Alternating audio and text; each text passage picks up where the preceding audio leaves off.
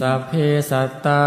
สัตว์ทั้งหลายที่เป็นเพื่อนทุกข์เกิดแก่เจ็บตายด้วยกันทั้งหมดทั้งสิ้นอาเวราหนตุจงเป็นสุขเถิดอย่าได้มีเวรแก่กันและกันเลยสัพเพสัตตาสัตว์ทั้งหลายที่เป็นเพื่อนทุกข์เกิดแก่เจ็บตายด้วยกันทั้งหมดทั้งสิ้นอาภัยาปัชชาหนตุจงเป็นสุ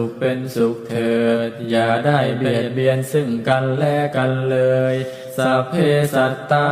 สัตว์ทั้งหลายที่เป็นเพื่อนทุกข์เกิดแก่เจ็บตายด้วยกันทั้งหมดทั้งสิ้นอานิฆาหนตุจงเป็นสุขเถิดอย่าได้มีความทุกข์กายทุกข์ใจเลยสัพเพสัตตาสัตว์ทั้งหลายที่เป็นเพื่อนทุกข์เกิดแก่เจ็บตายด้วยกันทั้งหมดทั้งสิ้นสุขีอัตตานังปริหารันตัวจงมีความสุขกายสุขใจ